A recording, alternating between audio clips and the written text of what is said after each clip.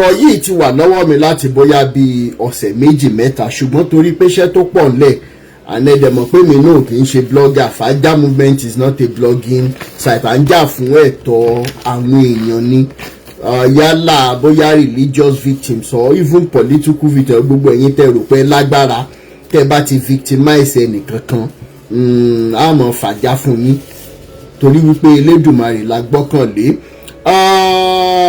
Lórí ti Adrian tó ń lọ lọ́wọ́, ẹ jẹ́ kí n mọ̀ dúpẹ́ lọ́wọ́ gbogbo àwọn tó dìde wípé ọ̀rọ̀ yìí ó gbúdọ̀ níyànjú.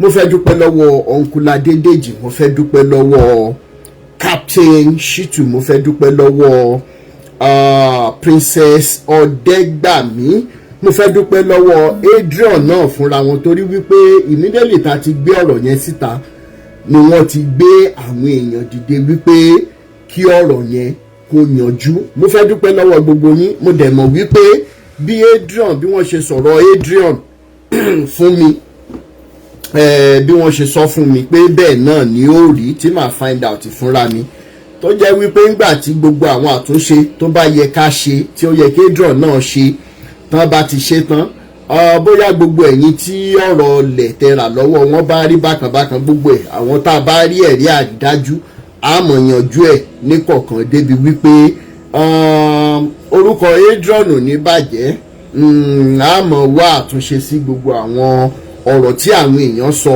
ṣùgbọ́n ká sì gbé yẹn tì. Ṣùgbọ́n lọ́lọ́ bá ṣe ń sọ̀rọ̀ yìí ìjọ́ kejì ìjọ́ ta ṣe program ni wọ́n ti gbé àwọn èèyàn dìde lọ sí Ọ̀lẹ́yọ̀ tí wọ́n lọ bá baálẹ̀ Ọ̀lẹ́yọ̀ náà. Mo dúpẹ́ lọ́wọ́ yín torí wípé ẹ fún mi ní àǹfààní láti bá yín sọ̀rọ̀ bí mo ṣe ṣèlérí tẹ́ẹ̀dẹ̀ ti fún wa ní àwọn ọ̀rọ̀ ìtùnú kọ̀ọ̀kan. Mo fẹ́ gbà ládùúrà wípé Elédùmarè ó wá jẹ́ ó ṣeé ṣe fún yín délẹ̀ kẹ́ ẹ yanjú ọ̀rọ̀ àwọn ẹni torí wípé bá a ṣe sọ tẹ́lẹ̀ àwọn ẹni yóò ráyè dé orí oko wọn, àwọn ẹni yóò ráyè dé ibi tí wọ́n ti ń manage. Ọlọ́run ó bá wa ṣe délẹ̀ àti baálẹ̀ o àti ìyá ọ̀jẹ̀ ni o àti Adrian ni o àti gbogbo ẹ̀yin tí ọ̀rọ̀ ẹ̀ kàn. Mo dúpẹ́ torí wípé conference call tá a ṣe lánàá at least a lè ṣe. A dẹ̀ ń gbìyànjú gẹ́gẹ́ bí mo ṣe ń retí mẹ́sẹ̀gì látọ̀dọ̀ Adrian representatives torí wípé àwọn náà bá wa ṣe àwọn conference calls yẹn lánàá. Ìgbésẹ̀ tá a bá máa gbé máa fi ránṣẹ́ sí ẹ̀yin representative tó ralẹ̀ sí Ọ̀lẹ́yọ̀ tí ọ̀rọ̀ yẹn á dẹ̀ níyànjú oníkálukú á gba ilẹ̀ padà láṣẹ Èdùmàrè torí mi rò pé kankan nu yín fẹ́ ta ilẹ̀ á yanjú ẹ̀ láṣẹ Èdùmàrè. Mo dúpẹ́ lọ́wọ́ gbogbo ẹ̀yin tí ẹ dìde. Thank you so much. Ìyẹn lọ bẹ́ẹ̀ lórí ọ̀rọ̀ tí a fẹ́ sọ lénìí. Arábìnrin ti wá bá mi láti bí ọ̀sẹ̀ mẹ́ta ṣùgbọ́n torí pé bí iṣẹ́ ṣe pọ̀ ńlẹ̀ bẹ́ẹ̀mi náà dẹ̀ ṣe busy níbi iṣẹ́ kò jẹ́ kí n lè ráyè láti sọ wípé a fẹ́ jakunra. Ṣùgbọ́n gẹ́gẹ́ bẹ́ẹ̀ ṣe mọ̀ wípé tí wọ́n bá gbé ẹjọ́ bẹ́ẹ̀ yẹn wá fún mi ó di dandan kí n reach out sí ẹni tí ọ̀rọ̀ kàn. Mo dẹ̀ ṣe kí ni nígbà tó di ní àná àbíjẹta tí arábìnrin tún raise issue because mo sọ fẹ́yìn kankan tẹ́ ti gbé cases wá fún mi tẹ́lẹ̀ torí wípé fóònù tí mò ń lò originally ó ní issue mi lè trace àwọn messages yẹn ni mo ṣe sọ wípé kẹ́ ẹ jọ̀ọ́ kẹ́ ẹ tún try láti refresh memory fóònù mi. So nígbà tárábìnrin refresh memory fóònù mi ní àná àbíjẹta mo wà ń biṣẹ́ mo ní tọ̀ ìyá mi ẹ má bínú pé mi tí dá yín lóhùn. Tó ṣẹlẹ̀ ní wípé bí mo ṣe ń sọ̀rọ̀ lọ́wọ́lọ́wọ́ ẹ refresh memory èmi náà kí ni tí ẹ ti ẹ̀sán gbà yẹn náà. So wọ́n dẹ̀ refresh memory mi. Ẹ bá mi send the number Davies Evangelistic Ministries tí wọ́n kalẹ̀ sí US. Ẹ jẹ́ n kàn sí wọn torí wípé n ò gbẹ́jọ́ ẹnìkan dá àgbà òṣìkà ni. Inú mi dẹ̀ dùn pé gẹ́gẹ́ bí pásítọ̀ kan tí ọ̀rọ̀ ọmọ òṣọmọ tó ṣẹlẹ̀ wọ́n láwọn ò mọ̀ wípé bí mo ṣe máa ń ṣe lélẹ̀ páwọn náà hate mi tẹ́lẹ̀ pé kí ló ń ṣe arákùnrin mi ni. Èmi ò wá followers mi ì sí lórí social media for money mi ì mọ bó ṣe monetize ṣùgbọ́n máa ń ṣòro fún ọ̀pọ̀ láti believe pé ṣéyàn lè mọ jàfẹ́tọ̀ aráàlú ní wẹ́rẹ́wẹ́rẹ́wẹ́rẹ́ báyìí kó dẹ̀ jẹ́ wípé kò gba tọ́rọ́ kọ́bọ̀ lọ́wọ́ ẹnikẹ́ni. Ẹ jẹ́ fún wa lẹ́gzámpù níjọ́ títí bàbá AK-47 lọ́rọ̀ millions ò ṣe millions and everything. Ẹjọ́ ẹni yẹn tírú ẹni yẹn bá jáde lọ́la ń sìn kó lóun fún mi ní £1. Ẹjọ́ ẹ mọ́ bá ń béèrè pé come evidence ẹ̀yà torí mi ì gbowó lọ́wọ́ ẹnì kankan. Mi ì dẹ̀ ní ìgbà torí pé gbé kéèsì ọ̀sọ́dọ̀ àwọn bloggers tẹ máa ń lọ gbé kéèsì bó ṣàníye tẹ máa ń san bẹ́ẹ̀. Awikoko ò gbowó rí lọ́wọ́ ẹnì kankan. Father nation has never collected money from anybody. Ọlọ́run ọba ló ṣe é.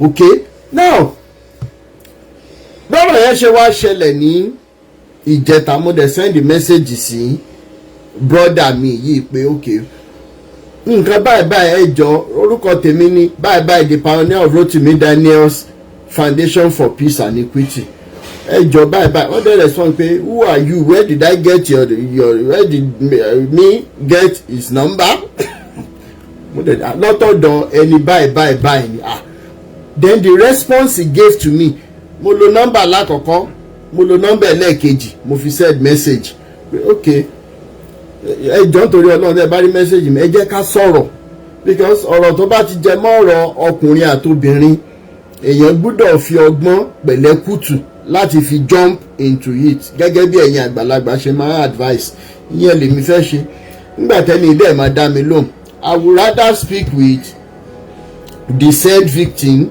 than anybody or you lẹ́ni ẹ̀dẹ̀ ṣàmì ní blocking àtọ̀ òun ló fà tẹ́ ṣe rí mi tí mo sáré ju fídíò jáde lánàá ibi iṣẹ́ ni mo wà lánàá yẹn tí mo sáré ju fídíò síta pé tọ̀ ẹjẹ́ àfàjá lé ní again lórí ọ̀rọ̀ yìí àbí kò yé yín òun la dẹ̀ ṣe wà ń bíbá ilé ṣùgbọ́n kó tó di àsìkò inú mi dùn pé mọ̀ pé mo sọ wípé 4 PM Nigerian time la máa bẹ̀rẹ̀ live video yẹn ọ̀pọ̀lọpọ̀ yín ló dẹ̀ ti fojú sọ́nà nídìí èyí nǹkan ẹ má bínú pé mo late àwọn kọ́ọ̀sì kọ̀ọ̀kan ló wọlé lórí kéèsì yìí mídẹ́lì tí mo ti post video yẹn lánàá number 1 ni wípé mi rí profile ẹni yìí mọ́ lórí Facebook ó ti lọ ok mo wá gba àwọn messages kọ̀ọ̀kan láti Abuja àwọn alágbára lélẹ̀ wọ́n gbé ohun tí mo mọ̀ jẹ́dé àwọn lẹ́ni báyìí àwọn lẹ́ni báyìí àwọn lẹ́ni báyìí àwọn lẹ́ni báyìí látọ̀dọ̀ kìnnì commander ẹ wo ẹ fi gbogbo akọ́lẹ́dì sílẹ̀ Awikoko wojú wíṣẹ́ mi ìfẹ́ mọ title if you are a truthful person I am okay with that ẹ jẹ́ kí ni tẹ́ fẹ́ bá mi sọ lórí ọ̀rọ̀ kí ni wọ́n ní lórí ọ̀rọ̀ ẹni báyìí báyìí tí mo gbé fídíò ẹ̀ sókè làwọn fẹ́ sọ mo nítọ̀ ṣé ẹni tí sọ gbogbo ohun tó ń ṣẹlẹ̀ fún yín so láti bí 3 PM Nigerian time ni mo ti wà lórí call pẹ̀lú ẹni mo ní ọ̀dà kì í ṣe kéèsì eléyìí tó ẹ ló wà ní kóòtù ṣe kọ́ ṣùgbọ́n eléyìí tí mo ń sọ báyìí mo ní ṣẹ́ni yìí ti sọ fún wọn ṣẹ́ ti bá àti Mr. Davies sọ̀rọ̀ ṣẹ́dẹ̀ ti bá arábìnrin wọn láwọn ò tí ì bá arábìnrin ẹ̀ mọ́nítọ̀ nítorí ìdí èyí kan ẹ̀ tí lè mú tọ́ tó wà bẹ́ẹ̀ ó nígbà tẹ́ bá wọn méjèèjì sọ̀rọ̀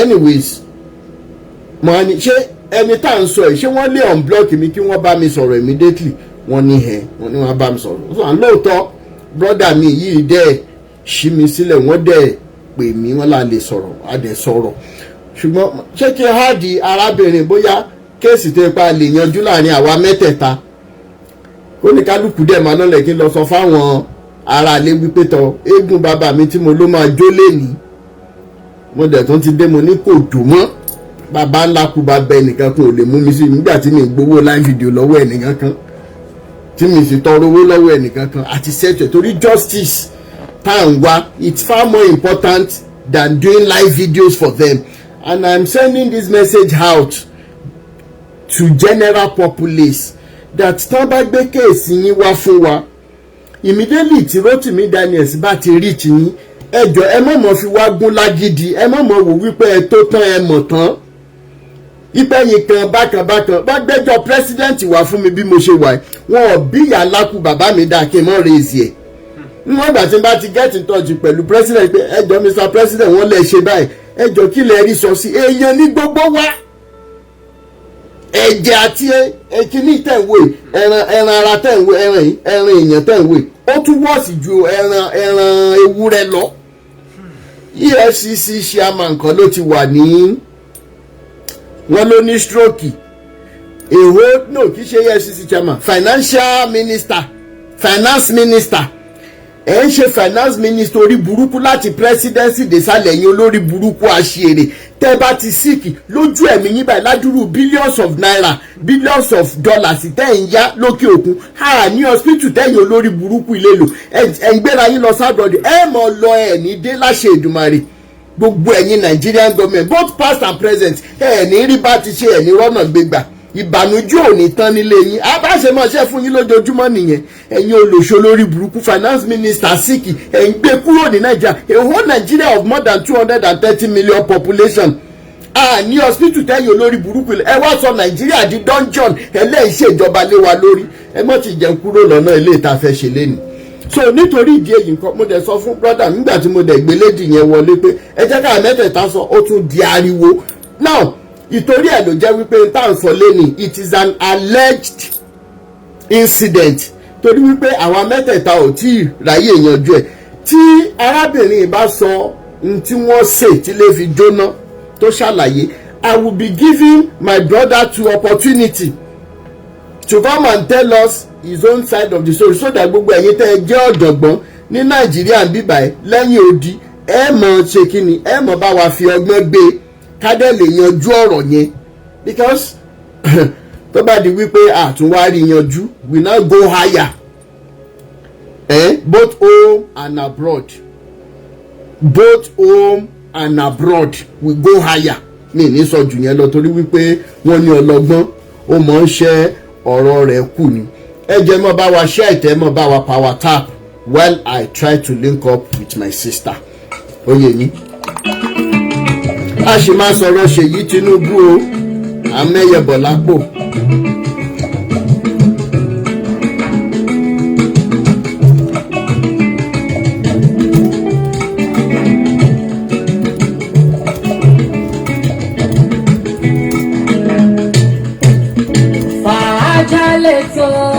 We stand for justice. We stand for justice over religion. We stand for justice. We are religiously liberated. We are religiously liberated. Daniels, no share,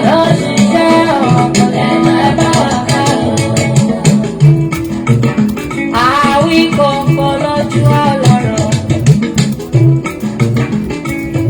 akẹ́kọ̀ọ́ létí ọlọ́rọ̀ kò gbọ́. Tọ́lọ́rọ̀ bá gbọ́ kí ló má bá ọlọ́rọ̀ wá fẹ́ ṣe. Lórí òtítọ́ ládùúgbò, lórí òtítọ́ ládùúgbò lẹ́lẹ́. Màá jálè tó. We stand for truth and justice. We are liberated religiously. Tàbá ṣe bẹ̀ nínú epo ẹ̀ka ẹni máa yọ ayọ̀. Ẹni máa jálè tó. Làákàyè rẹ̀ kò máa ní dọ́gba o. Tìmí Daniels. Ogun ayé kò ní borí rẹ̀ o. Ọmọ ní tẹnu tó bí ọwọ́. Ayé kò ní rí ẹ mú. Rọ́ọ̀tù mi dáyẹ̀. Ayé kò ní rí ẹ pa. Nítorí òtítọ́ ló gbé dání. Bá ṣe bá ọmọ náà èdìdì o. Ògo tó ń lọ èdìdì o. Rọ́ọ̀tì mi èdìdì kò lè rẹ̀.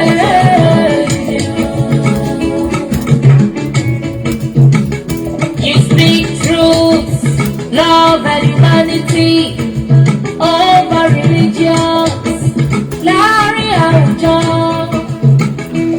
ẹ jẹ́ má bá wa power tap ẹ jọ mo fẹ́ gbé.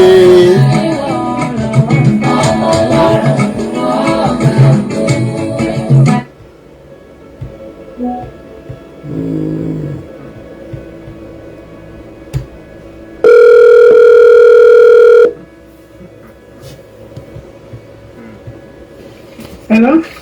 Hello. Yes, sir. Báwo lọ́dọ̀ yín? Àlàáfíà ni sir. Tọ́. Ẹ jọ̀ọ́ ẹ sáré bá wa sọ bí ẹ̀yin àti Mr. Davies ṣe pàdé bẹ́ẹ̀ ṣe mọ́ra. Okay, sir. True, amọ̀ra ní 2020. Ọkùnrin lẹni àbóbìnrin. Obìnrin. Tẹ́ni ni ò bá ní mind ẹ lè dárúkọ ẹ̀. Okay, orúkọ ẹ̀ ní Nipa. Okay. So ló jẹ́ kí n mọ Kọ́láwọlé Davies. Okay. So bá dẹ̀ ṣe mọ́ra ó lè fẹ́ introduce ẹ̀ sí mi wá dé ní. Ó kì í pé dóòmù lẹ́yìn tí mo fẹ́ ní US o púpọ̀ kò sí wàhálà pé wọ́n ní kí n ṣáà meet wọn wá ní okay.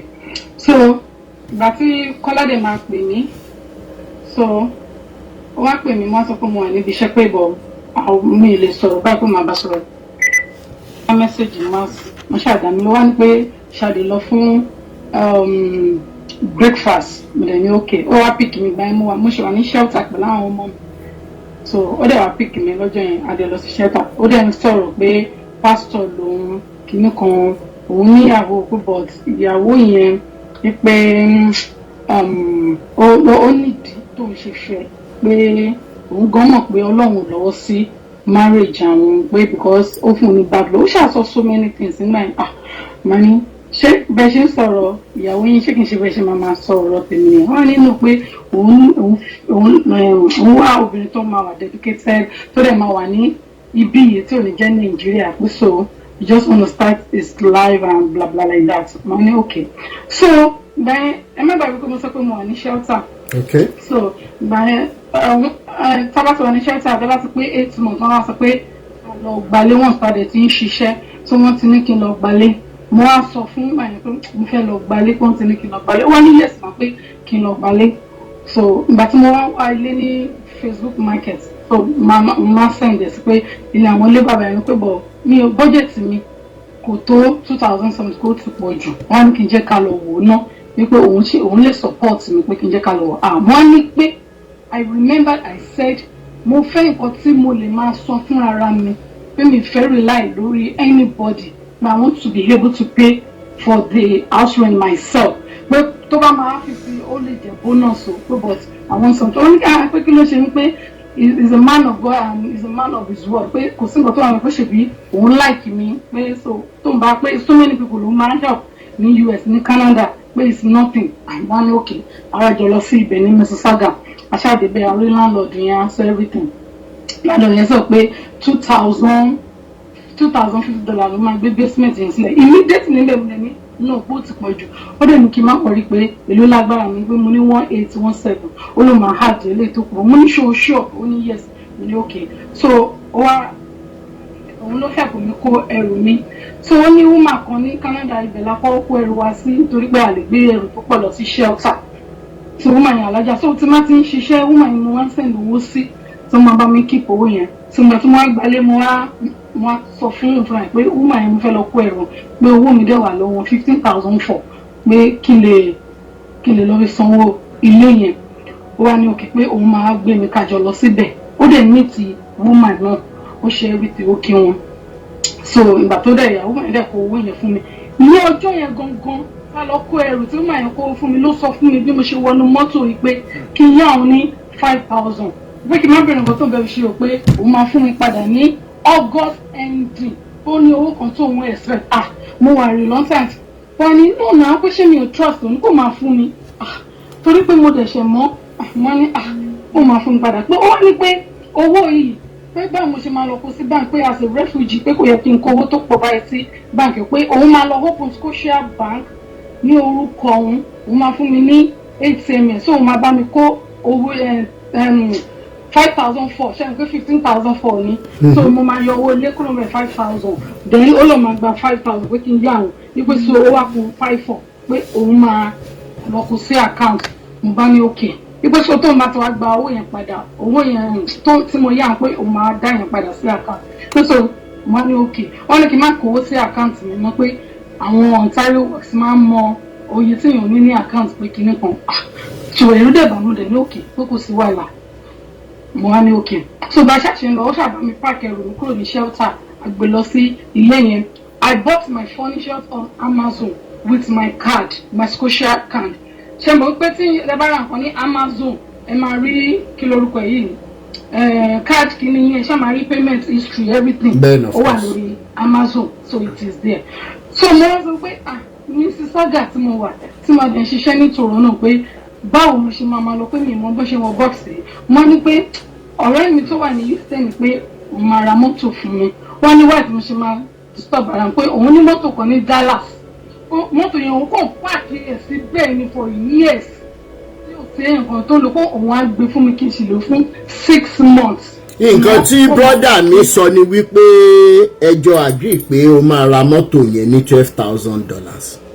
no kò sí ẹ̀ka fún mi kó o ta mọ́tò ó fẹ́ ta mọ́tò fún mi ẹ má gbàgbé pé mo sọ wípé mo ọjọ́ kejì a lọ gba ilé ṣé ẹ understand tí mo lọ wá ilé mi pé kí n yá òun ní 5,000 àti sọ̀rọ̀ mọ́tò mi tí kò lọ sílé o. Okay.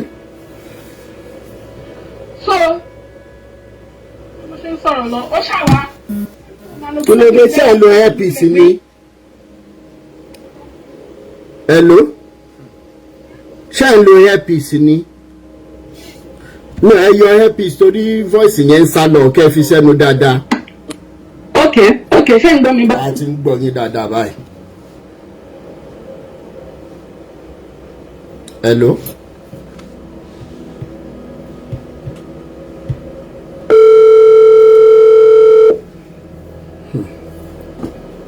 hello. sísá ti ń gbọ́ mi. a ti ń gbọ́ yín dáadáa báyìí. ok so owó ní pé mọ́tò yẹn kó ń pààkì ẹ̀ síbẹ̀ ni ipe ó béèrè pé ìgbà wo ni mo wọlé ní 2003 August pé mo dẹ̀ tí wọ́n ń ṣiṣẹ́ pé Ọlọ́run tètè gbàdúrà mi ti ń ṣiṣẹ́ ní November bla like that wọ́n ní okay wọ́n ní àpérò pé àti refugee wọn kó owó tó tó bẹ̀rẹ̀ sí account so ìyẹn wá lọ máa lọ gbé mọ́tò yẹn wá wọ́n ní pé ó máa drop DMX kí n sì máa gbé lọ síbi iṣẹ́ pé mọ́tò US pé so ṣé mọ́tò US àbí mọ́tò ibi kan ní Canada ṣàpébọ̀ ìyẹn lòun máa ń lò ní US pébọ̀ tí o máa lọ gbé Dallas gbé yẹn wá ní Dallas àwọn dey appreciate ẹ̀ pé ó ṣe pé God bless you ó dẹ̀ gbé mọ́tò yẹn wá mo dẹ̀ dúpẹ́ lọ́wọ́ ẹ̀ pé ó ṣe wọ́n ní pé 6 months ni pé because kí lórúkọ ẹ̀ insurance kìíní ni pé ó ń sanwó insurance ẹ̀ ní pé so tọ́lọ́pàá bá dá mi dúró pé ó máa send insurance ìwé yẹn sí mi pé màá fi hàn pé kọ́ lè mọ̀ pé ṣèbí àwọn èèyàn máa wá láti US wọ́n lè máa lo mọ́tò ní Canada fún 6 months pé kìíní mo wá ní òkè pé kò sí wàhálà so nígbà tó wáyá wá travel lọ sí Nàìjíríà so gbogbo iṣẹ́ tí mo ṣe mo máa sẹ́ǹdì owó yẹn sí àkáǹtì tó fún mi tí wọ́n bá ti lè wọ ọ́ tí wọ́n bá ti san owó báyìí mo sẹ́ǹdì ẹ̀ ní in fact mi gan lose count mo sẹ́ǹdì owó tí máa because every week la máa ń gbowó mo kò máa ń sẹ́ǹdì ẹ̀ ní gbà mí 800 900 1000 700 mo ṣe máa ń sẹ́ǹdì ẹ̀ nìyẹn tí ó wá di ọjọ́ kan mo kàn ní kí n wo owó mi ní account pé kí n tiẹ̀ wò máa ní kó fún mi ní login pé mi ò ní login ó ti fún mi ní ATM card ẹ̀ wá ní kó wá fún mi ní login mo wá rí airplane kìíní wípé èèyàn kan ra ticket something like that wọ́n ní ṣé òun fi owó mi ra ticket ni pé torí mo rí ticket kìíní báyìí àwọn ní kí n má wá kóun tẹ gbàgbé kóun sọ fún mi pé kí n má bínú kóun máa sọ fún mi pé òun gbàgbé láti sọ fún mi kóun máa dá owó yẹn padà àmọ́ ní ò bá ti sọ fún mi náà pé màá lè mọ̀ wọ́n ní kí n má kọ̀ rí pé kí n calm down náà màá ní okay ìgbà tó wá dé Nàìjíríà ó wá ní pé ó wá pè mí lọ́jọ́ yẹn ó lọ fẹ́ lọ meet mom sí mi ó lọ sọ́dọ̀ mom sí mi ó wá ń bọ̀ wá ní wípé òun máa yá 4,000 lọ́wọ́ mi o wípé ó ní business kan tó fẹ́ ṣe ní Nàìjíríà wípé ìsirà kó ń dá padà fún mi ní náírà àbí dọ́là bí ẹni wọ̀ pé òun máa dá owó yẹn padà mo á sọ pé ṣùgbọ́n pé kò tí ì dá 5,000 yẹn padà ó ní kí n má wọrí wípé òun máa fún mi sẹ́ẹ̀ bó jẹ́ 9,000 pé òun máa fún mi pé kí n má wọrí mo ní òkè pé àsẹ́yìn tó bá máa dá owó mi padà pé kó jọ ọ́ pé èmi náà ń try ni o nínú òtútù owó ìgbẹ́ ni o pé kò jọ kó ní kí n má máa sọ̀rọ̀ bẹ́ẹ̀ pé owó kì í ṣèyàn bẹ́ẹ̀ pé there are so many people tí òun ti help kó máa dá owó mi padà fún mi mo ní òkè pé kò sọ́ra ọkùnrin tì mí to God who made me kì í ṣe pé bàbá yìí fún mi ní owó kankan owó ilé tó sọ fún mi pé òun máa bá mi hard títí mo fi san owó ilé mi tán tí mo fi kúrò ńbẹ̀ èmi fúnra mi ni mo san owó ilé mi kò fún mi ní wọ́n kọ́bọ̀ níwájú Ọlọ́run tá a gbọ́dọ̀ pé jẹ́ ìlọ kò fún mi ní wọ́n kọ́bọ̀ ó máa wá sọ́dọ̀ mi àjọ máa ní sex máa tún dáná fún lọ I'm sorry to use that word. ṣé ẹ ti ní sexual relationship ń gbà yẹn. Yes now. Okay. A ti ní sexual dáadáa tí ó pé èmi máa tún fọwọ́ mi dáná o tí màá tún gbé lọ ó ní kò sẹ́yìn kankan lọ́dọ̀ òun kó so mo máa ṣe jọlọ́fà mi máa ṣẹ̀fọ́ bí mo ṣe máa ń gbé fún lọ sí kinní nìyẹn tí ó ṣe pé ó fún mi ní owó ẹ̀rù tó bá ń pọ̀ ẹ̀ẹ̀kan ló ra aṣọ fún àwọn ọmọ mi rí ó ra top méjì fún ọmọ mi obìnrin ó ra up and down méjì fún ọmọ mi ọkùnrin ó lè ra top fún mi náà ó ti tán nǹkan tí mo jẹ́ nìyẹn ó lóun láìka ọmọ mi obìnrin yẹn mo ní pé ó smart kí ní kàwọ́ kan ó ti tán so ìgbà tó wáyé ìgbà tó ṣáà travel gbogbo wàhálà ṣáà ń ṣẹlẹ̀ láti ìgbà tó ti travel ó di pé kó máa look for excuse pé ó pe ọ̀rẹ́ mi kan wé mi ò pure ó léyìn kan báyìí tí mo fẹ́ léyìn kan tí mo fẹ́ ìyẹn wọ́n ní pé ṣé ó bá mi sọ ni pé ṣé ó pè mí tó bá mi sọ anything like that ó lóun wò lọ́rọ̀ kan tó fẹ́ bá mi sọ kíní kan àwọn kan bla bla like that mo ní kò sí wàhálà táàgbà tiẹ̀ ní fẹ́ra mọ́ fún mi ní owó mi fún mi lọ́wọ́ mi ó sọ fún ọ̀rẹ́ mi yẹn pé refugee lè ní pé kò sí nǹkan tí mo lè fòun ṣe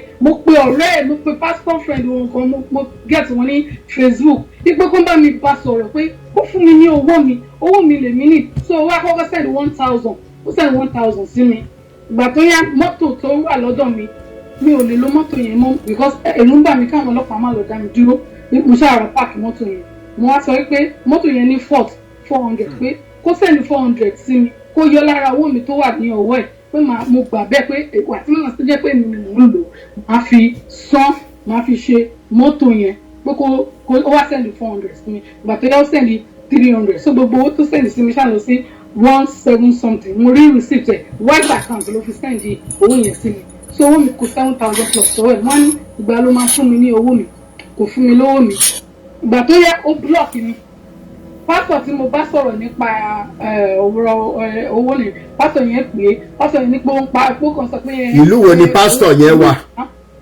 owó ni pásítọ̀ yẹn pé pásítọ̀ yẹn ní pé ó ń pa epo kan sọ pé. ìlú wo ni pásítọ̀ yẹn wà. kí lẹ sọ. ìlú wo ni pásítọ̀ tẹ pè yẹn wà. ó dà pé bí ẹ bì ní bí ẹ Èkó àbí. ok ṣé tí n bá gba nọ́mbà pásítọ̀ yẹn ṣé mo lè bá wọn sọ̀rọ̀ later. bẹ́ẹ̀ ni sà. all right. dẹ̀ nípa títí mọ́tò ìṣe ẹlẹ́nì kankan tí ẹ lè háàdì sí kọ́ yìí tó lè jẹ́rìí sí. bẹ́ẹ̀ ni ọ̀rẹ́ mi. ṣe lè sáré háàdẹ nìyẹn sìn. ṣé kí n háàdẹ. háàdẹ tó bá ti yanjú títí mọ́tò yẹn ó lè drop. mo kàn fẹ́ jẹ́ ká mú òótọ́ jáde nínú ẹ̀ because n tí Mr. Davies sọ fún mi ni pé ẹjọ́ agree wípé ẹ fẹ́ ra mọ́tò ta mọ́tò so. níbo ẹni kó mú agreement wá ẹni ṣèbí tí n bá ra mọ́tò á ṣàpò ìwé mọ́tò fún mi màá ṣáà change ẹ̀ sórúkọ mi. ẹ bá wa màá change ẹ̀ sórúkọ mi sà. bá mi háàdẹ nìyẹn kẹ́ni yẹn bá wa sọ̀rọ̀. mo ti ń pè é. okay because Faja is all about ká fi ìdí òtítọ́ múlẹ̀.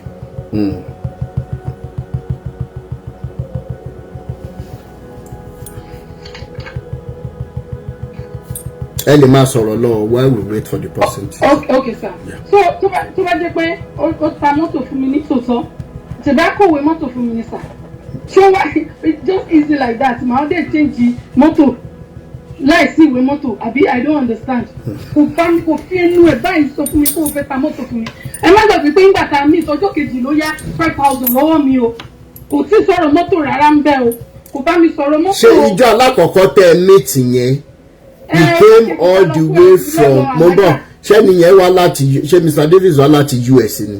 bẹ́ẹ̀ ni ó wá tó lọ́wọ́ wá help mi kó ẹrù. ìjọ yẹn ṣé ẹ ní nǹkan kan pọ̀ intimacy kankan. No. Okay, so ìjọ kejì he pleaded to borrow some money from you, abi? Yes, 5,000. Okay, ó yẹ máa sọ̀rọ̀ yín lọ. So ọ̀rẹ́ ìyá wọ́n sọ pé kó fún mi lọ́wọ́ mi gbogbo àwọn pastors yẹn bá wa dá sí ó tẹ̀ ní one pastor friend ẹ̀ kan tó sọ tí mo explain fún ìyẹn dẹ̀ dá mi lóhùn ó ní pé bí mo jẹ ọlọ́run ní gbèsè tithe tí mi ò san lọ́lọ́run fi yẹn gbà lọ́wọ́ mi mo dẹ̀ drop cut kúrò lórí fóònù fún màní pé irú gbòǹ lòun pé ẹ máa wo nǹkan tí màní sọ ṣé nǹkan tó yẹ kí pásítọ̀ yìí ṣé nǹkan tó yẹ kó sọ tí má mọ̀ pé mo jẹ ọlọ́run gbèsè ṣé orí èlò ti fẹ́ gbà ni. So ọ̀ngbà tí pásítọ̀ Dominion mo ti dárúkọ pásítọ̀ yẹn pásítọ̀ Dominion ló jẹ́ pásítọ̀ yẹn pé ó wá pásítọ̀ yẹn pé ó sọ pé kí wá ní géèmù òun wá láti US òun wá bá mi tú ẹ mọ̀ pé àwọn furniture kan máa ń send ní Amazon pieces ni. bẹ́ẹ̀ ni ẹ máa tó bẹ́ẹ̀ ni. òun ṣe everything òun á drive 18 hours lọ gbé mọ́tò wá fún mi kí wọ́n ní géèmù ẹni yẹn wá ló ń béèrè lọ́wọ́ ẹ̀ pé ṣó bá mi sọ anything like that pé ṣe bí à ń fẹ́ra ni pé kí ni pé ṣó bá mi sọ ó wá ètò ṣe fẹ́ keep owó mi ó ní ìgbà tó yá kó dé àṣẹ pé òun máa fún mi lówó mi ọkùnrin sì ní ó sọ wípé òun pé àjọ agree ni ó pè mí ní last I think 2 months ago ó ní pé hello wọ́n ní wọ́n dá lóhùn mo ní ká ló sọ̀rọ̀ wá ní Kọ́lá ló sọ̀rọ̀ ó ní pé lady kan máa wá gbé mọ́tò yẹn wọ́n ní owó mi kọ́ ó ló máa fún mi ní owó yẹn wọ́n ní pé kò mí ní gbé mọ́tò yẹn sílẹ̀ àfi tí ò bá fún mi ní owó mi ó wá ní ó máa fún mi ó ní mo ní 7 something lówó mi kù ó ló máa kó owó yẹn fún mi kò dẹ̀ àtìgbà tí mo tó ti sọ pé èèyàn ń bọ̀ ẹni yẹn ò dẹ̀ wá mọ́ kò dẹ̀ pè mí mọ́ láti gbà yẹn ó dẹ̀ ní pé èmi àjọ conclude. èló wá ní owó yẹn jẹ́ báyìí. owó nǹkan kò sọ wẹ́ẹ̀ $7,300. nípa ọ̀rọ̀ pé Mr. Davies lọ rí mọ́mí ó dàbí pé ẹ sọ nǹkan kan nípa owó òṣòwò. Yes ó lọ rí mọ̀mísí mi ó lóun fẹ́ meet mọ̀mísí mi wọ́n ní pé ìgbà tó dẹ̀ dé bá lóun fẹ́ meet mọ̀mísí mi whereas nígbà tí mi àti ẹ̀ bá wà tí mọ̀mísí mi torí mo wá send allowance sí mọ̀mísí mi so ọjọ́ yẹn mo wá fẹ́ send owó sí wọn àwọn ní pé èló ni mo fẹ́ send sí mọ́mí mo ní pé $100 wọ́n ní pé òun ò níyà mọ́ ó dẹ̀ máa ń dùn pé òun ò tọ́jú mọ̀mísí òun ní pé òun lè sọ mọ̀mísí mi di mọ̀mísí pé òun máa fún wọn ní owó mo ní ẹ̀yìn just like that wọ́n ní pé kí n send owó yẹn pé tó bá ti di next month òun máa fún wọn ní 300,000 mo ní ipò ó pọ̀ o wọ́n ní kí n má wọrí ó máa fún wọn mo dẹ̀ ní ok ó kò sí wàhálà náà yẹn that was am ìgbà tó dẹ̀ dọ́lọ̀ mọ̀mísí mi later ni mo wá sọ fún mọ̀mísí mi ní pé ṣé arákùnrin ti marry ni pé torí sọ pé òun ti marry mo ló ti marry mo ní ó ṣe máa sọ fún mi pé òun ti marry ibẹ̀ lọ́kàn mi ti ń ṣe bákan pé he call himself a man of God kí ló wá ń parọ́ fún ó yẹ kó come out straight now kó lè sọ òótọ́ kó sọ nǹkan tó wà ń bẹ̀ ibẹ̀ ni àǹtí má ti notice tí má pe mọ sí bí mo fẹ́ fún àbúrò mi lówó ó máa complain pé pé tèmi àti òun bá fẹ́ ra òun ò ní àlá gbogbo orúkọ báyìí o pé ṣé wọn mọ̀ pé iṣẹ́ ni mo ṣe ni màmá fún wọn lówó màmá fún wọn ní àwọn fámìlì mi lélẹ̀ ó lè sọ pé kí n má fún wọn wáyé tó jẹ́ pé owó mi wà lọ́wọ́ ìwọ dẹ̀ ń owó mi without telling me wáyé tí mi ò ṣe máa complain but tí bá ti jẹ́ àwọn fámìlì mi wà máa complain wà máa sọ pé no I can't do that pé because I know my family before I know you èmi àti òde tí ìfẹ́ ra gan pé as in legally o pé so why are you now saying all this thing so gbogbo ìgbà tí gbogbo ìjà yẹn ṣàṣẹlẹ̀ tó ti lọ sí Nàìjíríà tó ṣàbẹ̀rẹ̀ sí ń wá ọ̀rọ̀ ẹjọ́ nǹkan tí mi ò ṣe ó ṣàn ṣe mọ́ mi today sẹ́ni pé àbúrò mi ní láti send voice note sí àbúrò mi bẹ̀rẹ̀ sí gbé ṣépè ní pé èèyàn burúkú ni dèmi ẹlẹ́ni ọkùnrin tí mi èmi àtàbúrò mi ò sọ̀rọ̀ mọ́ because òun ló kọ̀ sí ìjà láàrin mi àbúrò mi lóun ò bá fún anything ó ṣàbẹ̀rẹ̀ sí wá ó ń fọ pínpín ex-husband mi ní pé iṣẹ́ wo ló ṣe pé iṣẹ́ yahoo boy pé ṣe bí yahoo boy ló ṣe káàkiri pé kinní kan àwọn táwọn ń ṣiṣẹ́ tiwọn wọ́n ní kí ló kún as a pastor ṣó yẹ kó máa discriminate ni ṣùgbọ́n yẹ kó máa win soul ni why tó ṣe ń tọ́ pípé èèyàn what is your business with that. mo fẹ́ tí everything dẹ̀ ṣe yẹn kó fún mi lọ́wọ́ mi báyìí ni ọkùnrin tì mí kò fún mi ó ní kò sí nǹkan tí mo lè ṣe ó ní ṣèbí agbára tí mo ní náà làwọn pásítọ̀ tí mo ti sọ fún pé kí ló ti bẹ̀rẹ̀ jáde ó kò sẹ́ni tó lè mú ó ní ṣèbí refugee ni mí ó ní ṣe mo rántí pé refugee ni mí àbí òun dẹ̀ ti jẹ́ citizen Canada àti America pé kí n gbọ́ ọlọ́pàá mi wá pé kí n break it down òyìnbó tó lò fún mi nìyẹn lọ́jọ́ yìí ó ní mo ṣe contact yìí tí mo ní kí n sọ fún yín sà. gẹ́gẹ́ bí mo ṣe sọ tẹ́lẹ̀ pé my line will be open for Mr. Davies to come and defend himself. And then lórí ọ̀rọ̀ owó yìí tí ẹni tí ẹ fẹ́ gbé wọlé tó bá confirm wípé kì í pé bóyá ẹjọ́ sọ̀rọ̀ pé títà or ríra mọ́tò. Mr. Davies máa ní mo fẹ́ bá wọn promise pé gẹ́gẹ́ bí ìránṣẹ́ Ọlọ́run wọ́n máa san owó tí wọ́n jẹ yín. Ṣé ẹni yẹn ti wà around nsìn? Kò pick ẹ bí ó wà níbi iṣẹ́. Níbi iṣẹ́. Ẹ̀rọ ti gbé sà. Hello. Báwo ni mo wà ń kọ́ pẹ̀lú ọkùnrin sì mi nípa ọ̀rọ̀ Kọ́lá àti mọ́tò? Jọ kí ọ̀gẹ̀. First of all, Uncle Kola Yabi, I don't even need to respect them. Let me just give him that respect. But boy, I want to wait, hold on, sister me. We are on live video. Hope you are okay with that. Okay, it's live. It's fine. I will explain myself. Please go ahead. Yeah, that guy came. My friend told me about this guy. I think that was last year. I think. Okay. If I can be specific, I'm not speaking about the main months or something. It was last year. Last year. Okay. But yeah, my friend told me about this guy. So the guy came. He said the guy lives in America. He moved from Canada to America. So when the guy came, he came to my house to see me, and I was so excited about it because already okay into Fefeni.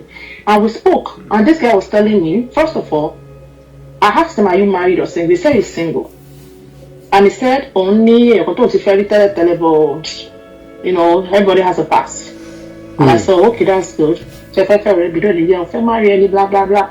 Now, so excited. We even spoke. I was even telling her about my friend, whatever she has gone through, you know. And it was like, she told him exactly what I told him. I was like, we've been friends for decades, and we grew up together from school to marriage and everything. So, and I asked her, and he even said, he was saying sweet things. Emma, take care of my everybody was happy, I was happy. But even my mom was around. And at the end of the day, he said, because my friend doesn't have a car, then.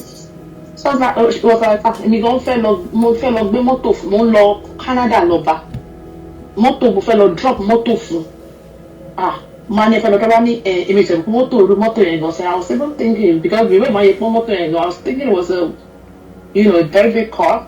And they said, I'm fellow moto from Bonnie or Canada, I call them marine conlo. So after that, I remember some way to be motor in front way commando. I think one two led to another. Nipa, so long when what told me were read long. So I think my friend was so angry and he told him to come and get his car back. He really wanted to show them they had issues. So later on, after we finished, my people boy to marry only house in Germany running because he told me he doesn't have enough whites. He said the children, Vancouver, yes, Canada. And the lady is Oyibo. Eduro, sister me, I beg hold on. So, Taba sọ wípé Mr. Kola níyàwó. Ọ̀tọ̀ ni ìyàwó títí Nàìjíríà. Ọ̀tọ̀ ni ìyàwó Canada, one of the ìyàwó Canada and want to divorce. But they are co-parenting in peace. That she's a very nice woman. But the only thing the woman doesn't want, the woman doesn't want to move with him doesn't like Nigeria.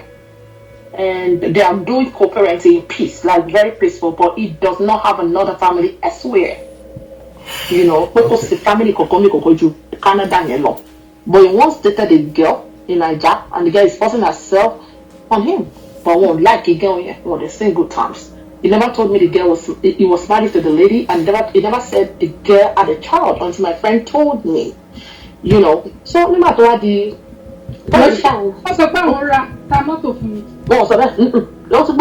said he's going to give me a car. Ṣé oúnjẹ ẹ̀dùn náà ṣe fún name ṣé Kọ́láwọlé Abíọ́dún Davies ló ń jẹ́? Mo ń bọ̀. Ṣé Kọ́láwọlé Abíọ́dún Davies ló ń jẹ́?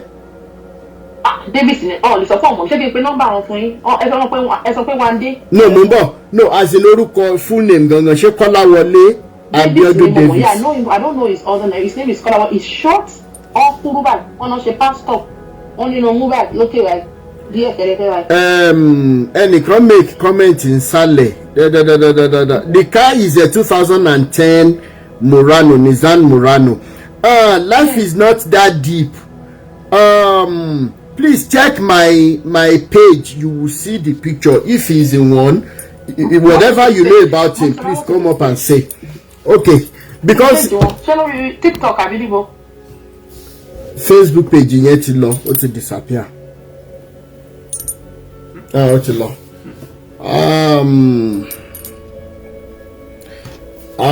Nǹkan tí mo mọ̀ ni wípé when I was in Canada, ẹ̀yin tẹ́ ẹ wà ní Canada ẹ máa já wa o. Tó bá ra mọ́tò láti province kan. Hello? Ẹ jọ mi mọ TikTok page yìí, mo ń try láti wá. Kí ni àbí page o? No, ẹnìkan tó tiẹ̀ make comment ní orí TikTok ni mò ń bá sọ, ó dà ìgbà tó pẹ́ nìyẹn mọ Mr. Kọ́láwọlé. So ẹnìyẹn ń béèrè wípé. He's on Facebook. No, Facebook page yẹn ti sá lọ. Facebook page yẹn ti wálẹ̀ látànà. Ó ti deactivate. Ó wà lórí TikTok. Mo rí wọn ṣe wọn TikTok lánàá, but me click when I saw his name. Kìíní kan Davies.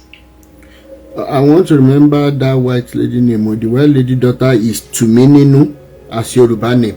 Ẹgbọ́n ṣe morúkọ ọmọ tòyìnbó tó jẹ́ Tumininu.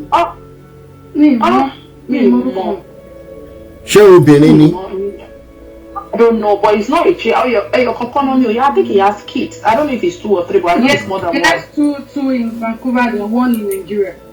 Okay, life is not that deep. Ṣé ẹ ti rí page mi, ẹ ti rí lórí page mi kan tí mo post? Ó yẹ drop. Wọ́n fẹ́ béèrè ó ta mọ́tò ìlọrin torí sọ pé ó ta mọ́tò, ó ṣe máa ta mọ́tò fún ẹ̀ tó owó ló jẹ́, ó yọ owó ẹnu àkáǹtì ni now. God bless. Explain to them. Ó yọ owó ẹnu àkáǹtì and he lied to you that he's going to pay you back. So the summary of the whole thing ni pé nǹkan tí Mr. Kọ́láwọlé sọ fún mi pé òun ta mọ́tò fún Monísọ́lá is not true.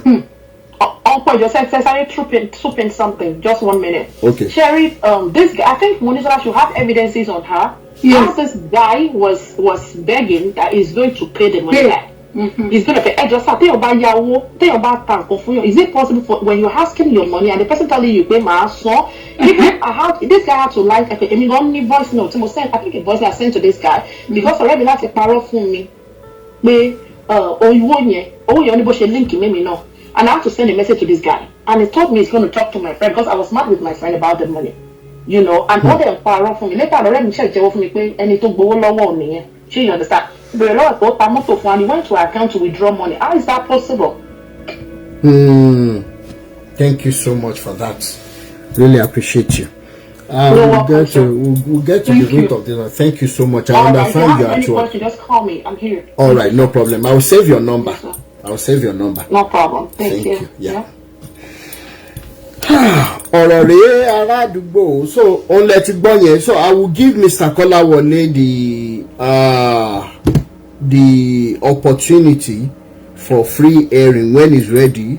I will set my camera if he has anything to say in defense, because ọ̀rọ̀ owó, you know, it's not easy even gan fún ọkùnrin àti obìnrin to be struggling and everything. Àmọ́ bó ṣe rí.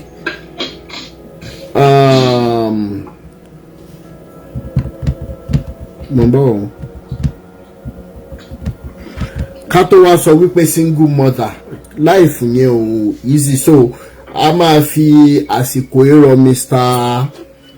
Kọ́lá wípé tí wọ́n bá ń gbọ́ wá kí wọ́n jọ kí wọ́n ṣe ètò bí wọ́n yìí máa san owó yẹn padà. Ní fẹ́ ṣe ní aláriwo tán bá dẹ̀ fẹ́ debunk nǹkan tí wọ́n sọ lénìí, we can schedule a live video tí ó máa yànnàná gbogbo ohun tí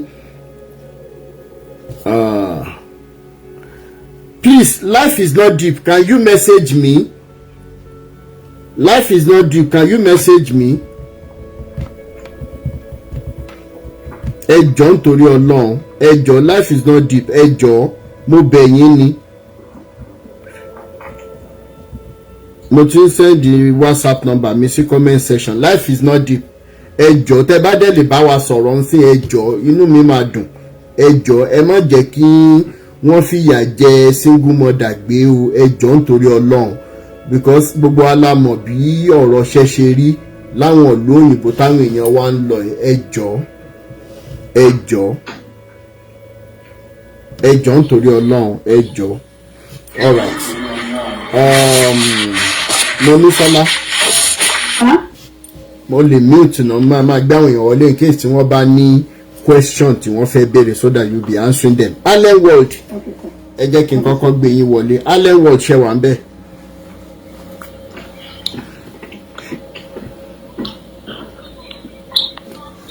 Allen World, ẹ ní láti unmute o.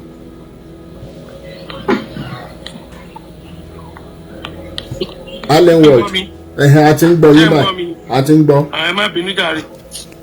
Ẹ kúrọ̀lẹ́ o, gbogbo ibi tẹ́ bá ti ń gbọ́ mi. Ẹ kúrọ̀lẹ́ bàbá mi. Ẹ dẹ̀ ṣe tẹ́ gbé mu kéèsì wá. Torí inú mi rẹ̀ dùn Mr. Rotimi Daniels Ọlọ́run máa kún yín lápá. Ó ṣe láwọn ọ̀rọ̀ kan tẹ́mi àti náà máa sọ lẹ́yìn. Láwọn nǹkan kọ̀ọ̀kan tẹ́ máa ń fẹ́ give assistance fún. Torí ibi tínú èèyàn kan bá ti ń dùn láti ṣe rere, èmi náà fẹ́ kí n bá wọn kún jọ ń bẹ̀. Ṣé rí immediately tí mo rí láàárọ̀ yìí pé incidents kan tí ó tún ti fún mi ní update lẹ́ẹ̀mejì ìtorí ẹ̀ mo tún sọ fún yín mo ní mi lọ́bi iṣẹ́. Bẹ́ẹ̀ni. Èmi ò fẹ́ mọ nítorí kó ti ṣẹlẹ̀ bàbá yẹn bá wà lórí line kó máa listen sí wa tí ò bá fẹ́ kó di tí ó máa di mo sọ pé nínú statement ẹ sọ láàárọ̀ ẹni if he gets back to you on time we might not ó lè má become jam scatter. Bẹ́ẹ̀ni ẹ ṣe. In which I can sense it in what we are having now. But let me say sincerely, bí mo ṣe jọkùnrin tó jẹ́ pé inú owó òtútù ìbéèyàn bá gbá mi rẹ̀ inú mi náà ò ní dùn. Inú yóò lè dùn bẹ́ẹ̀ni. Gbogbo èmi ò fẹ́ mọ bó ṣe fẹ́ ṣe kò sí tó kàn wọ́n gba pé báyọ̀ wọ́n ti bára wọn sùn àbí wọ́n bára wọn sùn. Owó lédì yẹn ní dídá padà. Mo dẹ̀ fẹ́ kẹ́ bí ẹ ṣe fẹ́ máa fọ́lù ẹ̀. Bẹ́ẹ̀ni sà. Mo fẹ́ kẹ́ máa keep her abreast. Ó ti yé mi. God bless you. Ẹ ṣé bàbá mi ní wá yín tì. Owó yẹn náà ni àbẹ̀bẹ̀ bóyá máa ṣe payment plan ní bóyá máa san lẹ́ẹ̀kan náà ni o. Wọ́n á máa ṣí mọ́ra wọn ni and everything tó bá máa bó ṣe máa dá padà. Thank you so much Allen World mi ní wá yín tì. Okay. Yeah. Àmín. Ayọ̀ ní tèmi. Ìyá mi dáadáa. Ẹ kúrọ̀lẹ́ o. Ìyá mi ẹ kúrọ̀lẹ́. Ẹ kú ètò ẹ kú iṣẹ́ sà. Mo kí gbogbo lẹ́ o. Nǹkan tó kàn ṣẹlẹ̀ tí èmi kàn fẹ́ contribute ni wípé àǹtí yẹn wọ́n wà desperate. Mi ò wá láti blame wọn but mo kàn sọ fún other obìnrin tó wà ní comment section láti learn one or two things. Ó wà desperate. Ẹ̀yin tẹ́ ti wà nínú marriage kan tẹ́lẹ̀ tí ò work. Tẹ wá feel pé second one tẹ fẹ́ wọ̀ yẹn ló máa work. Ẹ wá meet èèyàn for the first time ó wá yá yín lówó ẹ lé wèrè bọ́lẹ̀ níbi tẹ́ ti pàdé ẹ̀ pé ṣé ò ya wèrè. Ẹ tẹ́ bá tiẹ̀ ti gbọ́ the word pastor. Ìgbà míì wà tó jẹ́ pé ṣe mọ̀ pé tó bá yẹ pé yàn ló introduce èèyàn sí for example bí mo ṣe wà ń sìn tí ẹni tí mo bá mọ̀ tó bá introduce èèyàn sí mi ṣe mọ̀ pé unknowingly psychologically ojú ẹni tó introduce èèyàn síyàn yẹn lèèyàn fi máa ń wo ẹni tó introduce síyàn tó máa ń jẹ́ kí ó máa ń dẹ̀yàn láti lè ṣóyè yín tí mò ń sọ. So ó ti ṣẹlẹ̀. Ọ̀rọ̀ owó kò yẹ kán tiẹ̀ báyàn fi ṣeré kò easy láti hen kò easy rárá kò easy bó ó ti wá ṣẹlẹ̀ bẹ́ẹ̀ yẹn ó yẹ ẹlẹ́kìnní kò dá padà. Ẹ tún máa ní God láti lọ máa save account ẹ̀. Ó rú obìnrin tó wà trustworthy ẹ̀ tábàtẹ̀ wá gbọ́ pé account yìí ò save láti save. Ó rú obìnrin tó bá yín keep ẹ̀ láti joy tí ò yọ 1 naira. Ẹ ṣe continue àbí kẹ́ seek advice lọ́wọ́ woman pé ẹjọ́ báwo ni mo ṣe lè máa save owó yìí tí ò ní di pé ó máa di mọ́ṣúmọ́ṣú. Ẹ jẹ́ kí n sọ̀rọ̀ nípa yẹn. Nǹkan tí Mr. Kola sọ fún sister mi ni wípé torí process wọn fẹ́ gbà fi ṣe ìwé nígbà kan wọlé wípé kò lẹ́tọ̀ọ́ kí wọ́n máa rí iye owó kan lákàntì wọn pé so òun máa ṣí àkáǹtì lórúkọ òun wípé but kí sister ẹ̀ máa save owó síbẹ̀ so ẹni tó bá kọ́kọ́ wọlé ẹ jẹ́ fún yín lẹ́yọ kan ẹ tẹ́ bá wọlé sáwọn ìlú yẹn anything tó bá sọ fún yín lẹ́ máa gbà because you don't know any better. Mo fún wa ní incident tó ṣẹlẹ̀ sí mi tí mo wọlé ní ọdún náà lọ more than how many years ago tí wọ́n sọ wípé gbogbo nǹkan tí ń bá rà tẹ́ni yóò farabalẹ̀ ṣàlàyé fún mi dáadáa ó ní gbogbo nǹkan tí n bá rà pé mo máa ní láti fi file tax ní the following year. So gbogbo ìgbà tí n bá ra mílìkì máa tọ́jú receipt, tí n bá ra ṣúgà máa tọ́jú receipt, tí n bá ra ata, tí n bá anything. So over the tax year the following year February March mo wá lọ síbi tí mo ti máa file tax. Nígbà tí mo débẹ̀ bí mo ṣe gbé báàgì ọ̀pọ̀ táwọn ìyá wa àtàwọn bàbá fi máa ń ro owó ẹ̀yọ́ ń gbà yẹn. So ẹni yẹn wá béèrè pé where is your T4 paper? Mọ́ mi pé kí ló ń jẹ́ T4? Gbogbo rìsíìtì tán ní kí n kó wá náà ni mo ti kó wá yìí. Bẹ́ẹ̀ tí máa dà sórí tébẹ̀ bó kọ́kọ́ sáré wó ètò iṣẹ́ mélòó ni. Ó wá béèrè lọ́ọ̀mì pé kí lélẹ̀ mo ní tí mo fẹ́ fi fáìlì ta. It sounds so funny today, but come and ask me about the most embarrassing moment of my life. Inú dustbin àyípẹ́ máa gbé lọ lẹ́kì má dà sínú dustbin náà because mo ń ṣe kinní yẹn láti bóyá November mo gbé anything ti bára títí kan bus ticket everything. So nípa ìyẹn bẹ́ẹ̀ni anything tán bá sọ fún yín especially if you don't have the right person to lead you. So nǹkan tó ṣẹlẹ̀ nìyẹn. ẹni bí Nicola Davies ẹ ṣe ìyá mi so. take advantage vulnerability wọn ni. So àwọn náà ó yẹ kó wá fọ̀rọ̀ lọ orú ọ̀rẹ́ wọn tó ti wà ń bẹ̀ orú alájà tó ti wà ń bẹ̀. Ẹ mọ̀ tí yóò bá lè máa sọ̀rọ̀ síta ń gbà mí náà kò sound well kò dáa tó ṣe understand kò dáa tó dẹ̀ tó bá ti di ọ̀rọ̀ relationship àwọn obìnrin á ti ẹ̀ wò ó jẹ́ ká wà careful ká máa wà careful ká tiẹ̀ máa ro 1+1 pọ̀ ó bí bó ṣe béèrè owó yìí ó yẹ kó tiẹ̀ wọ́pọ̀ consult ẹni tí ó introduce ẹ sí pé lágbájá máa sọ báyìí. Lórí ọ̀rọ̀ lówó náà bọ́ bá fi lọ ẹlòmíì náà níṣẹ́ bẹ́ẹ̀ tẹ́ fẹ́fẹ́ ni tó dẹ̀ jẹ́ pásítọ̀ wọn á dá padà níta máa sọ nìyẹn ẹ̀dẹ̀ sọ̀rọ̀ bí ìgbà tó yẹ pé kò sẹ́ni tí ó lè fọ́ọ̀lù sírú nǹkan báyìí. wọ́n ti wá lágbára jù báyìí o. Ọlọ́run á ràn wá lọ́wọ́. another observation tí mo kàn tún fẹ́ sọ nípa àwọn fàájà member ni wípé ẹjọ́ tí a gbé fàájà ní. Hello. Kò cost wa ní anything láti repost. Just repost. You don't need to share to anybody. Reposting is enough. Contact yín, wọ́n máa rí. Contact mi, wọ́n máa rí. Contact. Post video tó ṣe wá láǹfààní. Wọ́n máa ní 50 likes. It's by a máa ní. Network yẹn break. So what is actually happening? Ẹ ṣé ìyá mi, thank you so much. Ẹ ṣé. Tẹ́ bá ti tẹ arrow nísàlẹ̀ fídíò ó máa gbé repost jáde ẹ kàn máa ní láti click repost yẹn ni so that àwọn èèyàn máa rí fídíò wa irú ẹni tí sister Ayọ̀ ní tèmi yìí another person náà tó ti ṣe àtẹsímọ́nì bóyá máa play testimony yẹn fún wa again lẹ́nìí ká lè gbọ́ because we are not just doing it for fun kí ni tá à ń gé ní lójoojúmọ́ bá a ṣe ń ṣe àwọn ètò yìí if more and more people are not getting liberated eléyìí táwa ṣe lẹ́nìí náà sìn bóyá ó máa help ẹlòmíì náà náà bí ń dà wọn from falling victim of pé bóyá nìkan jẹ́ pastor or àfáà tàbí oníṣẹ̀ṣe we have to be very very careful ẹjọ́ nítorí Ọlọ́run ẹ ṣé thank you so much Ayọ̀ ní tèmi I really appreciate you thank you. Ẹ jẹ́ kí n send ẹ̀ sí ibi báyìí Àdùnní Adé iṣẹ́ wà ń bẹ̀ Àdùnní Adé iṣẹ́ wà ń bẹ̀.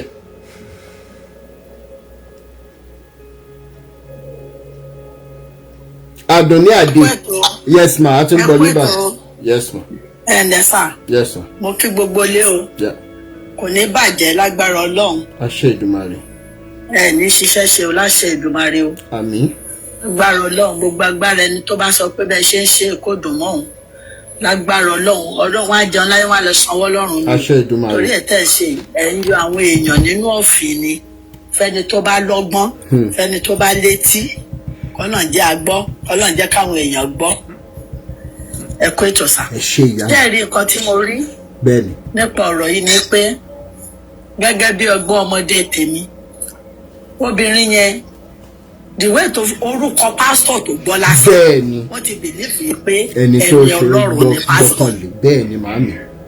ẹ̀yin lẹ jẹ́ kójú wàhálà ní ìsìn o àdá kankan mọ̀ tẹ́lẹ̀ o àdáyé tí mọ̀ ọ́ ti fi wá sábẹ́ bẹ́ẹ̀ni mà. orúkọ pásítọ̀ yẹn lásán dẹ́n ẹni tó tún wà bóyá kò rọ́kùnrin kankan sún mọ́ tó wá jàjà rí ẹni tó kẹnu sí. tó tún wá jẹ́ pásítọ̀.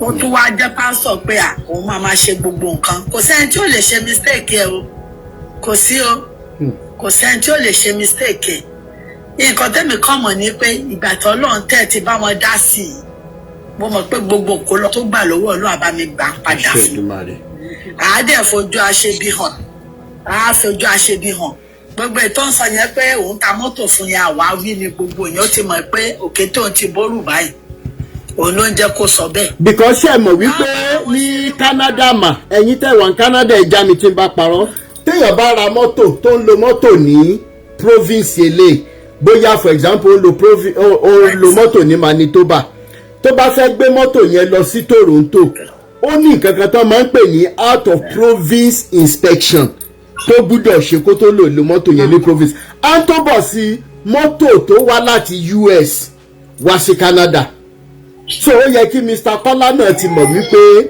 irú nǹkan bẹ́ẹ̀ yẹn ṣé ó lẹ́tọ̀ọ́ ṣá láti ṣe ra mọ́tò láti US ní Canada wá sí Canada and everything so ó yẹ kí Mr. Kọ́lá mọ̀ wípé irú nǹkan bẹ́ẹ̀ ni ò fly pẹ̀lú wa ẹ jẹ́ ká máa bẹ́ tó bọ̀ ẹ ṣe ìyá mi. kò yẹ kó rí bẹ́ẹ̀ kò yẹ kó rí bẹ́ẹ̀ ó ń wọ́nà àbáyọ ni ìgbà tọ́lọ̀ dẹ̀ ti ṣe tí gbogbo ẹ̀ ti fojú hàn sí gbangba yìí èmi á kàn sọ wípé ibi tẹ́ ẹ ṣe dé Ọlọ́run á jẹ́ kí gbogbo ẹ̀ níyànjú ó máa lérè àṣeyọrí ló máa já sí lágbára Ọlọ́run àṣeyọrí ni obìnrin yẹn kó fọkànbalẹ̀ ìgbà tó ọ̀rẹ́ ẹ̀ tiẹ̀ ti wá sọ wípé kò ta mọ́tò fún pé kò ta mọ́tò nǹkan tí mo kàn rí ni pé àwọn obìnrin àgbẹ́kẹ̀lé wa ti pọ̀ jù lórí ọ̀rọ̀ ọkùnrin gan àti pásítọ̀ gan àtẹ̀yàn mí ẹlòmíì gan tí ò ṣe pásítọ̀ gan tó bá sọ̀rọ̀ dúdùn fìyàn báyìí. bẹ́ẹ̀ni èyàn á wọṣẹ. orí máa wọ débi ọ̀rọ̀ dúdùn ní sugar coated mouth ó ti pọ̀ jù. bẹ̀tẹ̀ eléyìí Ọlọ́run máa dá gbogbo kó lẹ̀ padà ẹ̀ ní ṣiṣẹ́ ṣe sí bàbá mi màmá yín bọ̀sà. ẹ ṣe mà ẹ ṣe. ẹ̀yin tí ẹ̀ ń béèrè WhatsApp mi ní orí YouTube ẹ jọ̀ọ́ ẹ mú pépà àti pen Aishat Falade WhatsApp number mi ni +234 80 9290 6250 máa pè lẹ́ẹ̀kan sí +234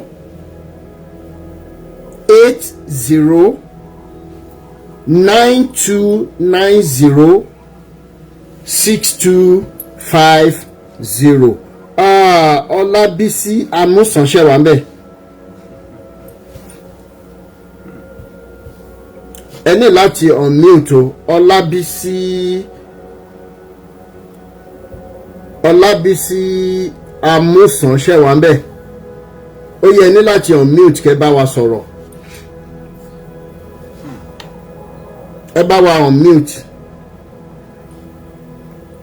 ẹ kílíkì lórí profile yín kẹ́ ẹ kílíkì microphone yẹn. ó dáa Godfather their father ó yá. ẹ kálẹ́ gbogbo lé o. ẹ kálẹ́. general ṣàlàfíà lẹ́wà. àlàáfíà ni o. ṣẹ́rí state adé yìí sí ẹ jọ̀ọ́ mo fẹ́ bẹ̀ gbogbo lé ni ẹ jọ̀ọ́ ẹ má jẹ́ ká máa bú àwọn obìnrin mọ́. Irrespective of whatever the case, tó bá gbé wá, either ó sound irritating, either ó sound pé ọ̀dẹ̀ ni wọ́n, àwọn ọkùnrin, àwọn là ń cause most of the thing tó ń ṣẹlẹ̀ sáwọn obìnrin. Ṣé rí Mr. Kọ́lá ó ti ṣiṣẹ́, ó dẹ̀ máa sanwó yẹn because one, ìjọ́ tọmọ yẹn ti rí ẹ lọmọ yẹn ti fall in love pẹ̀lú ẹ. You look like exactly the spec of what she wanted in a man. Odegba straight away. The following day, of my logo, so lórí burúkú ni ẹni. $5,000 dollars. O tún wá ṣe tán, o fowó ẹ̀rà tíkẹ́ẹ̀tì tó o tún save owó sí ẹ lọ́wọ́, o ò sọ fún. Ṣẹ̀rẹ́ èyí tó wá bá mi jẹ́nu ẹ̀ ni pé o tún wá lọ rí ìyá ọmọ yìí. o tún lọ scam ẹ just to show pé o really love ẹ ọmọ yẹn wá gbọ́kànlé ẹ tán o tún wá dà o jí owó ẹ o tún òjìlí ṣe ẹ̀mí ara báwo ló ṣe máa ń sọ o tún bá sùn lójú tiẹ̀ òun bẹ́ni tóun nífẹ̀ẹ́ sùn nítorí o jẹ́ pásítọ̀ olórí burúkú ní Ẹ̀kọ́lá I wish pé o máa sórí live show yìí kí lẹ́yìn tó sún sí ọ̀la kó dẹ̀ pé ọmọ yìí kó sọ bó ṣe máa san owó ẹ̀ fún kàkà bẹ́ẹ̀. a máa bẹ ẹ jẹ́ ká sì ṣe báyìí ká bẹ Mr. Kọ́lá pé kí wọ́n jọ kí wọ́n bẹ̀rẹ̀ sí ní san owó ìpadà. you people are wicked animals. àlàáfíà ní general. ẹ ṣe bàbá mi bẹ́ẹ̀ ni ó dùn yàn ó dùn yàn. ẹ kú iṣẹ́ o ẹ kú àtàárọ̀ o. yes ma. gbogbo ìtẹ̀dáwọ́lé yìí ẹ̀ ní jẹ̀bi lórí ẹ̀ o ọlọ́run á dẹ̀ máa fún yín ṣe o. àṣẹ Èdùmàrè. jẹ́ndà mi nǹkan tó ṣẹlẹ̀ sí wọn yẹn nígbà tí mò ń gbọ́ báyìí òun kọ́ ló máa kọ́kọ́ ṣẹlẹ̀ sí o. bẹ́ẹ̀ni. tí ẹ mọ níwọ̀nba o torí iṣẹ́ owó ló lose èmi ti rí èèyàn ọkùnrin tó wá láti England London tó wá bá èèyàn Canada lèmi ń gbé so I know what you're talking about. ó wá bá lady kan ní Canada wọ́n jọ ń sọ̀rọ̀ lórí Facebook so ó dẹ̀ wá ní òun máa wá kí ó dẹ̀ wá sọ́dọ̀ lady yẹn ṣe mọ̀ kó dẹ̀ wà pẹ̀lú lady yẹn for bóyá bíi 1 month lady yẹn náà single mother ni ó ní àwọn girls mẹ́ta ọmọ kéékèèké ó kó àwọn ọmọ ẹ̀ lọ sọ́dọ̀ ọ̀rẹ́ ẹ̀ nítorí pé ó fẹ́ lálejò kò mọ guy yìí from anywhere o ó dẹ̀ dé sọ́dọ̀ ẹ̀ wọ́n ṣàjọ wà ṣá fún bíi 1 month bọ̀bọ̀ ìpadà lọ sí England lady find out bóun lóyún nígbà tó máa contact bọ̀bọ̀ yìí ní London tó sọ fún pé òun lóyún ó block ẹ ni o. bẹ́ẹ̀ ni mo sọ fún yín ó block ẹ kò bá sọ̀rọ̀ mọ́ ó mú Facebook ẹ ó close ẹ. lady dẹ̀ try pé ẹ kí lélẹ̀ kí lòun ṣe yìí ó dẹ̀ try ó ṣàtún gẹ̀ẹ́tẹ̀ nígbà tó máa gẹ̀ẹ́tẹ̀ tó máa rí ṣẹ́rí time tó wá sí Canada wá bá lady yìí yẹn ìyàwó ẹ̀ lóyún ni. nígbà tó máa rí bọ̀bọ̀ yìí wọ́n ń ṣèkómọ ni lady yẹn fẹ́ kú bó ṣe jèrè nìyẹn ó jèrè ọmọ ni o kò lè kọ́ńtàkì bọ̀bọ̀ yìí mọ́ di bí mo ṣe bá yín sọ̀rọ̀ kéèsì mò ń sọ fún yín ọmọ yẹn á ti fẹ́ pọ́dún 8 ń sìn ọmọ tó bí tí ò ní bàbá so nǹkan tẹ̀mí dẹ̀ kọ́ nínú nǹkan tó ṣẹlẹ̀ sí irú lady yẹn tí mo máa ń sọ fún gbogbo àwọn èèyàn pé kàn careful òun ni wípé jẹ́ndà mi tó pàdé bọ̀bọ̀ bóyá èèyàn kan ló introduce ẹ̀. bẹ́ẹ̀ni nǹkan tó ṣẹlẹ̀ náà. ọjọ́ kejì ó wá kówó ẹ̀ fún what is that do you know him? anytime I blame wọn yes mo agree but èèyàn láti jẹ́ kó rí un pé náà ọmọ rí ni ọmọ anybody pẹ̀lú ẹ̀ ò mọ̀ rí a jẹ́ pé bóyá ọ̀rẹ́ kan through ẹni tó fi meet ẹ̀ so then you give a man some time before you relax with that man no matter how bad bí o ṣe ti níyàn kankan ní láìfẹ́ for some time bóyá ti pọ́dún kan bóyá ti pọ́dún méjì then why don't you wait another 1 year with this guy and see what he's up to kò lè mọ orú èèyàn tó jẹ́ ó dẹ̀ wá gba owó kìíní lọ́wọ́ ẹ̀ 5,000 ìyẹn sì wà lọ́wọ́ ẹ̀ ó tún ní kó mú mi wá ó tún kó fún are you okay? ó dẹ̀ sì rí nǹkankan tí bọ̀bọ̀ yìí ti ṣe láti show wípé òun nífẹ̀ẹ́ ẹnu ló fi ń sọ pé òun nífẹ̀ẹ́ olóra aṣọ fún ọ̀rọ̀ aṣọ kan fún ọmọ ẹ̀ who cares about aṣọ wọ́n ń taṣọ ní goodwill now. so ẹ jẹ́ kí àwa obìnrin ká wà very very careful. àwọn ọkùnrin ẹni tó máa devour ni wọ́n ń wá àwọn dẹ̀ máa ń ṣe kinní yẹn pẹ̀lú àwọn girls ní Canada wa àwọn ladies ní Canada wa wọ́n wá láti America wọ́n wá láti UK wọ́n wá mess wọn up. now ó wá lóun gbé mọ́tò wá láti America my dear brother ẹ sọ nǹkan kan pé àwọn tó ń gbé ní Canada tẹ́ ẹ bá wa mọ́tò láti America wá sí Canada tẹ́ ẹ bá ra mọ́tò yẹn ní 1,000 naira I mean $1,000 mo kàn fi ṣe example ni tẹ́ ẹ bá drive ẹ wọ Canada ìtẹ́ fẹ́ change ẹ wọ́n á lọ wo oye tí mọ́tò yẹn worth ẹ lè mú rìsíìtì $10 wá kò má tà wọ́n á wo iye tó worth tí mọ́tò yẹn bá worth 5,000 tax yẹn lè máa san lórí ẹ̀ èmi ni mo sọ bẹ́ẹ̀ fún bẹ́ẹ̀ni ẹ san tax yẹn lórí ẹ̀ kó tó lè change ẹ̀. nǹkan tẹ́ bá fẹ́ ra mọ́tò láti Manitoba wọ Saskatchewan the same thing ni wọ́n máa ń check percentage off. wọ́n máa check ẹni wọ́n máa owó yẹn náà máa gbà so in most cases kò kí máa ń wọ̀ tẹ̀ pé ká lọ ra mọ́tò wá láti America because at the end of the day owó tẹ máa san gan ajukẹ́ra nǹkan yín bì báyìí lọ. so ó wá gbé mọ́tò wá olówó wa mọ́tò wá fún yàn ó ti rí ẹni yẹn pé wà vulnerable ó ti rí pé ẹni yẹn ò mọ nǹkan kan ẹ jọ̀ọ́ tẹ́ bá wọ ìlúkìlú ìbáàjẹ́ Amẹ́ríkà ni ìbáàjẹ́ Canada ni ẹni tẹ́ bá máa bá sọ̀rọ̀ tó ti ń gbé bẹ́ẹ̀ ti pẹ́ ẹ má bẹ́ẹ̀ nìkan sọ̀rọ̀ second opinion third opinion kẹ́ tó wá ṣe nǹkan tẹ́ bá máa ṣe. ẹni tó pera ẹ̀ ní pásítọ̀ yẹn dẹ́ mo fẹ́ kí gbogbo àwọn ta tún wà lórí anyway mo mọ̀ pé àwọn tó máa wà lórí ibi ìbàgbé àfi àwọn tó bá ṣẹ̀ṣẹ̀ join o ni wọ́n máa believe pásítọ̀ o. anybody tó bá pè ní pásítọ̀ fún yín tó bá introduce èèyàn fún yín bóyá fẹ́ bá yín ṣe business ni bóyá fẹ́ fẹ́ yín ni bóyá fẹ́ ṣe anything ni tó bá sọ pé pásítọ̀ ni àbí kẹ́ born again ni ẹ kọ́kọ́ mú igi rìlé ẹ kọ́kọ́ sáré lọ ná. ẹ lè padà wá o but ẹ kọ́kọ́ sá dànù ná pé ẹ kọ́kọ́ sá lọ tó bá wá jẹ́ ibi tó serious ni ẹ rí nínú ìwà tó máa hù. ẹ má jẹ́ kó introduce èèyàn kan sí yín pé pastor lẹ́ni kẹwàá ní is a pastor is a born again irọ́ náà fi ń pa o these days o. wọ́n ti mọ̀ pé nǹkan tẹ́ fẹ́ gbọ́ nìyẹn and they will say it to you. ó dẹ̀ máa ń catch wa especially àwa obìnrin. most men sìn ẹ lè introduce obìnrin sí wọn pé obìnrin yìí born again ni wọ́n láwọn gbọ́ ni deeply inside them wọn ní believe but àwa obìnrin àti believe pé bẹ́ẹ̀ ni. this stupid person ó pera ẹ̀ ní pastor can you imagine? ó wá dùpẹ́ ní ẹlẹ́ni oníyàwó sílé fine who cares? nǹkan tí mọ́mì nǹkan tí lady yìí tún sọ ni pé ó tún dúnkokò mọ́ pé ṣó mọ̀ pé kò tí ì níwèé ó threaten ṣé ìyá ẹgbẹ́wé wá láti Nàìjíríà wá sí Amẹ́ríkà àbí sí Canada ni òun náà ò ṣe refugee rí ni. so wọ́n má jẹ́ kó threaten ẹ o I'm just advising you ipe wọ́n jẹ́ refugee so John Crescent láyé ìgbà yẹn ó máa bọ́ sórí òun ní prime minister àbí kí náà ń pè ní Canada o ó máa bọ́ sórí television national television ni pé gbogbo wa ni refugee ní Canada. bẹ́ẹ̀ni. no matter how you get to Canada bàbá yẹn gan sa àná fúnra ra àwọn refugee lọ. àwọn aboriginals ló ní ìlú wọn. àwa bá wọn ni. so what is the big deal? ó ní fẹ́ẹ́ lébọ́ ní kálukú bá ṣe wọlé náà we are all refugees.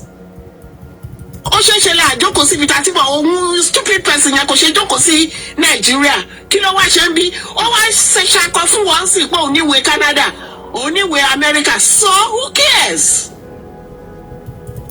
ìyẹn ló fi máa wá gbààyàn ẹ wo Elédùmarè ó sanwó yẹn o ó sanwó yẹn o láàárọ̀ ní lálẹ́ yẹn ó máa jìyà yẹn Elédùmarè máa fìyà yẹn jẹ ìyà tó fi jẹ ọmọbìnrin yẹn kò sí ó sọ o irun lẹ́yìn tó bá san owó yẹn tán ó sì máa jìyà yẹn àwọn ọmọ ẹ máa jìyà yẹn àwọn ọmọ tó lóò ní ní Canada yẹn wọ́n máa jìyà yẹn àwọn tó ní ní Nàìjíríà wọ́n máa jìyà yẹn ìyà yẹn máa kárí gbogbo yín ní ìkà ẹ máa dé tó bọ̀.